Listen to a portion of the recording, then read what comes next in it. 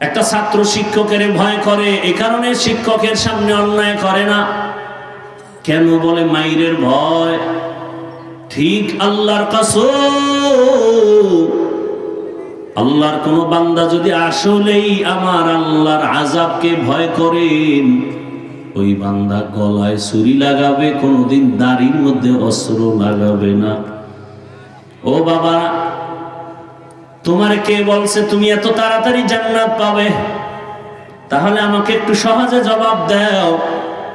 জান্নাতের টিকিট পাইছেন 10 জন সাহাবা, এর মধ্যে আবু বকর, ওমর, ওসমান, আলী রাদিয়াল্লাহু আনহুম আজমাইন। ইতিহাস পড়ো, গুগলে সার্চ দাও খোলাফায়ে রাশিদিন। সারাটা জীবন শুধু কান্না কান্না কান্না কান্না। একটা ঘটনা বলি, কি বলবো? কেচ্ছা কাহিনী দুই একটা না থাকলে ওয়াজ হবে? কথা বলে। আর হাফিজুর রহমান তো কেচ্ছা কাহিনীর বয়ানি করে, এলেম নাই, আমল নাই। কি ওটা তো আমি বললাম, তোমার বলার দরকার নেই, তোমারটা আমি বলে দিলাম। কিন্তু আমার প্রশ্ন, যেই লোকটা তুমি বলো এলেম নাই, আমল নাই, শুধু কেচ্ছা কাহিনী কয়, তার বয়ান শুনতে আসছো কেন? সিফা সাফায় দাঁড়ায় তার বয়ান শোনো কেন? এবার শুই না, যেহেতু আইয়েই পড়ছো, শুই না যা, ভালো করে শুন। পৃথিবীতে শ্রেষ্ঠ কেচ্ছা কাহিনীর কিতাবের নাম কোরআন, লিখে রাখ। আর আমি হাফিজ কথা বলি, ফিরে দেওয়ার মতো সাহস থাকলে দাঁড়া। আমার এলেম নাই, কিচ্ছু নাই, কিন্তু আমার উপরে মা বাবার দোয়া আর খাস ওলিদের দোয়া আছে। বুকের পাটা শক্ত থাকলে সামনে দাঁড়া। জীবনে কিছু পারি নাই, কিন্তু কারোর সাথে বেদবি করিনি, যে কারণে হাজারো তুফান বাংলাদেশে আমি বান্দার উপরে চলছে, এখনো চলতেছে। সম্মানের সাথে এখনো বসে আছি আলহামদুলিল্লাহ, এখনো। কারণ আমি আল্লাহকে বলি, আল্লাহ তুমি ছাড়া আমার কেউ নেই। আল্লাহ কয়, আমার সাথে যার মহব্বত থাকবে তার দুনিয়াতে কিচ্ছু দরকার নেই। কোনো বেশভূষা নাই, পোসপাস নাই, লঙ্গি পরে চলতেছি, সম্মান কমছে? আবা খাবা পড়তেইব। তোমরা দি শু, এর মধ্যে মুজা, এরপরে আবার উপরে কাবা, কত কিছু। আমার নামে আল্লামা লেখছেনি। আবার আমি আল্লামা লেখলে বলি পোস্টার বাদ দিয়ে নতুন পোস্টার করো। আমার মাওলানাও লেখার দরকার নাই, দেখি আমার সম্মান কত ইঞ্চি কমে। আর আবার কেউ টেলিফোন করে রাখে, আল্লামা না লেখলে বয়ানে আসবো না। কি বড় কঠিন। তাকওয়া কাকে বলে? আল্লাহর ভয়। রহমতের নবী এশার নামাজ পড়েই ঘুমায় যান, এটা তার আদত, অভ্যাস। মসজিদে নববীর পাশেই তো আম্মা জান আয়েশার হুজুরা। রহমতের নবী আজ এশার নামাজ পড়ে দ্রুত ঘুমায় গেলেন। নবীর ঘুমের সিস্টেম হলো, চোখ বন্ধ থাকলেও নবীর কলব খোলা। নবীজি ঘুমের গভীরে, রাত গভীর, হঠাৎ নবীজির কানের মধ্যে আসতেছে কান্নার আওয়াজ। রহমতের নবীর ঘুম ভেঙে গেল। নবী আস্তে কান সজাগ করে শুনেন, শুধু কান্না আসতেছে। কিরে, রাতের গভীরে কে কাঁদে? নবী ঘুম থেকে উঠে নামলেন। মসজিদে নববীর বারান্দায় বাহির থেকে নজর করে দেখেন, মসজিদের ভেতরে একজন ব্যক্তি নামাজে দাঁড়ায় দাঁড়ায় হাউমাউ করে কান্না করতেছেন। নবীজি ভাবলেন কোন অচেনা মানুষ, মনে হয় মসজিদে নামাজে দাঁড়ায় কাঁদেন। নবী ভালো করে নজর করে দেখলেন, নামাজে দাঁড়ানো কান্নাওয়ালা ব্যক্তি জান্নাতের প্রথম সাহাবী আবু বকর। এত পরিমাণ কাঁদতেছেন, নবীও অপেক্ষায় আছে। আবু বকর সিদ্দিক রাদিয়াল্লাহু আনহু কান্না শেষ, নামাজ শেষ করে পিছনে তাকায় দেখে রহমতের লোক দাঁড়ানো। দৌড়ায় গিয়া নবীকে বলেন, ইয়া রাসূলুল্লাহ, ওকে মাফ করে দেন, আমি বড় বেয়াদবি করেছি, আমার ঘুমে আপনার ঘুম নষ্ট হয়ে গেছে। আমি চাই নাই আওয়াজ দিতে, কিন্তু আমি কন্ট্রোল করতে পারি না, চোখের পানি আর কান্না। নবীজি বললেন, আবু বকর আপনি কাঁদলেন কেন নামাজে? আবু বকর বলেন, ইয়া রাসূলুল্লাহ, একটা আয়াত কোরআনের তেলাওয়াত করছি আর শুধু কান্না, ওই আয়াতটাই আমাকে অঝোর ধারায় কান্না করাইছে। নবীজি বলেন, কোন আয়াতটা পড়ে কাঁদছেন? রহমতের নবীকে এই কথা শোনার পর আবু বকর বলেন, ওই আয়াত পড়ছি আর কাঁদছি। ইন্নাল্লাহা আশতারা মিনাল মুমিনিনা আনফুসাহুম ওয়া আমওয়ালাহুম বিআন্না লাহুমুল জান্নাহ। নবীজি বলেন, এটা তো খুশির কথা, কান্নার কি আছে? আল্লাহ তো এখানে বলছেন মুমিনের জানমাল কিনে নিলাম, বিনিময়ে মুমিনের জান্নাত দিয়ে দিলাম। এটা খুশির কথা, কাঁদলেন কেন? আবু বকর বলেন, ইয়া রাসূলুল্লাহ, আপনি জানেন আমি দোকান দেই, কাপড়ের দোকান আমার। আজকে এক মহিলা আমার দোকানে আসছিল, বহুদিন আগে কাপড় নিছিল, ফিরাইয়া টাকা নিয়ে গেছে। যাওয়ার সময় আমি বলছিলাম, আম্মা জান, বহুদিন আগের কাপড় ফিরাইয়া টাকা নেন কেন? মহিলা একটা জবাব দিছে, আপনার দোকানের কাপড় আমার পছন্দ হয় নাই। আমি আয়াতটা পড়ে এমন কাঁদছি আর ভয়ে ছিলাম যে আমি মাওলার আদালতে কেমনে দাঁড়াবো। নবীজি বলেন, কেন, আপনার না জান্নাতের টিকিট দেওয়া আছে? বলে, হ্যাঁ জানি, কিন্তু এরপরও কান্না করি নবী। আপনিই তো বয়ান করছেন আর আপনিও কাঁদছেন। আপনি কাইদা কাইদা বয়ান করছেন হাসরের মাঠের কথা। কিয়ামতের মাঠ হবে জমিন, আর কত না জানি ভয়ঙ্কর হবে। আপনি বলেছেন পুরা জমিনটা হবে কিয়ামতের মাঠ, নারী পুরুষ সব একত্রে দাঁড়াবে, সব উলঙ্গ। ওদিকে সূর্য নিচে আসবে, জমিনটা মাটি থাকবে না, পুরিয়া তামা হয়ে যাবে। ইয়া রাসূলুল্লাহ, আপনি কান্না করেছেন আর বলছেন জাহান্নামের আওয়াজে হাসরের ময়দানটা থরথর করে কাঁপতে থাকবে, জাহান্নামের আওয়াজে কেউ দাঁড়াতে পারবে না। আবার আমার আল্লাহ বড় রাগ হয়ে আওয়াজ দিবেন, লিমানিল মুলকুল ইয়াউম লিল্লাহিল ওয়াহিদিল কাহ্হার। আল্লাহ পাক রাগান্বিত আওয়াজ যখন দিবেন কুদরতি জবানে, হাসরের ময়দানটা থরথর করে কেঁপে উঠবে। নবীজি আপনি কান্না করে বলেছেন, ওই সময় এমন হালাত হবে মানুষ কান্নায় বেহুশ হয়ে যাবে।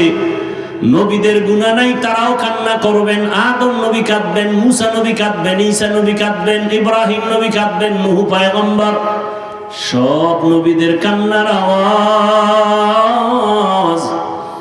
আমার আল্লাহ পাক রাগ হয়ে যাবেন।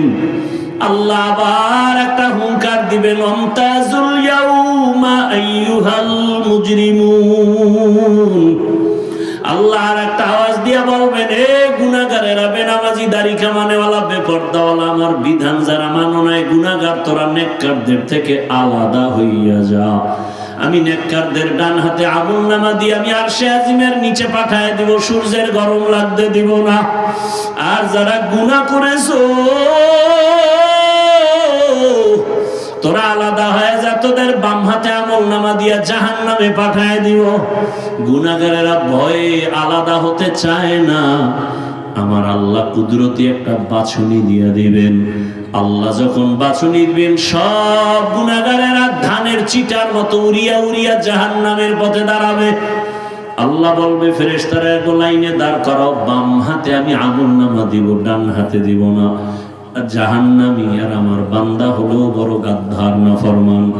আমার দেওয়া পানি, আমার দেওয়া সূর্যের আলো, চাঁদের আলো, গাছের ফল, নদীর মাছ, জমিনের ফসল খাইয়া আমার হুকুম মানে না, আমার বিরোধিতা করেছে, নামাজ পড়ে নাই, দাড়ি রাখে নাই, টুপি পরে নাই।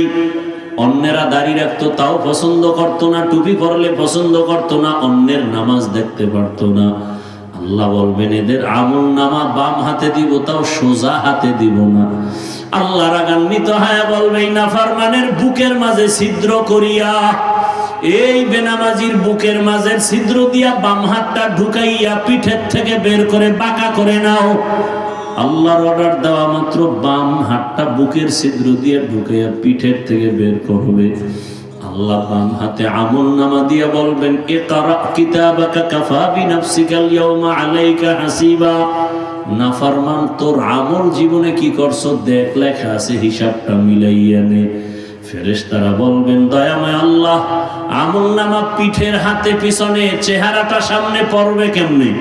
আল্লাহ আবার রাগ হয়ে বলবে না ফরমান গুনাহগারের ঘাড় ধরিয়া মোচড় দিয়া পিছনে ফিরাইয়া দাও।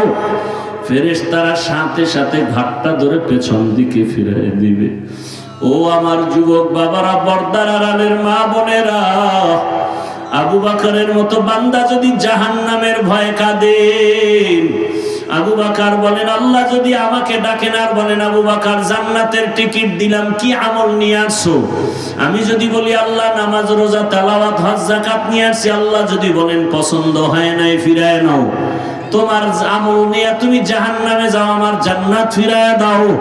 আমি যেইভাবে নামাজ চাইছি হক আদায় করে ওভাবে তুমি নামাজ পড়ো নাই, আমি যেভাবে রোজা রাখলে খুশি ওইভাবে তুমি হক আদায় করে রাখো নাই, আমি তোমার আমল যেভাবে করতে বলেছি হক আদায় করে করো নাই, এখন তোমার আমল নিয়ে তুমি ভেগে যাও।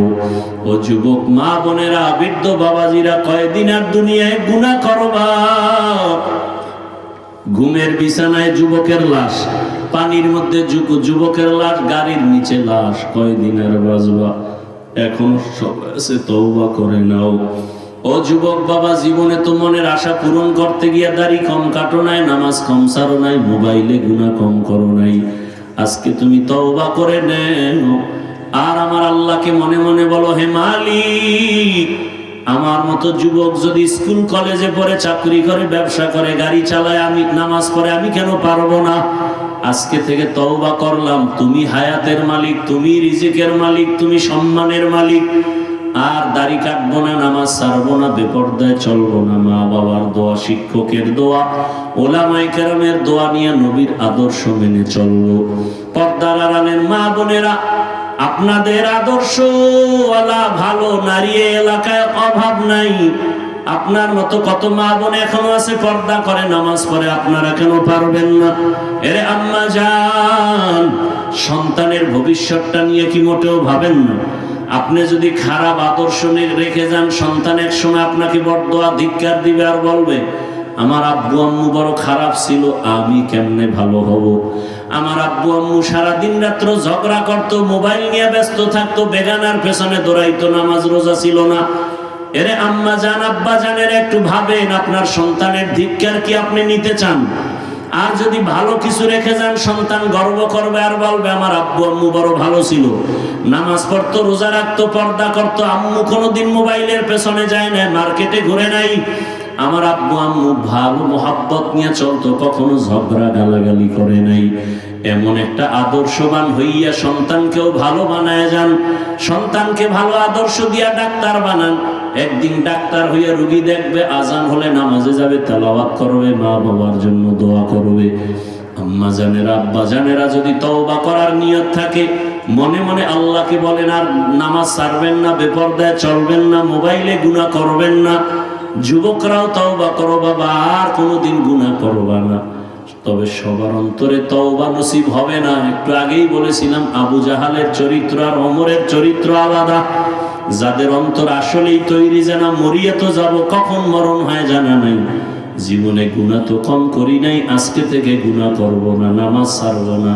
তওবা করার মতো যদি কারো অন্তর পরিপূর্ণ তৈরি হয়, মুনাফিকি না থাকে, যাদের অন্তর খাঁটিভাবে তওবার জন্য তৈরি, শুধু তাদেরকে বলবো দুটো হাত আল্লাহকে দেখায় দাও। আয় আল্লাহ, হাতগুলো কবুল করে নেন, তওবা কবুল করে নেন, তওবার উপরে মজবুত হইয়া চলার মতো তৌফিক দান করেন, আমিন। আলহামদুলিল্লাহি রাব্বিল আলামিন, والصلاة والسلام على سيد الأنبياء والمرسلين وعلى آله وأصحابه أجمعين يا أرحم الراحمين.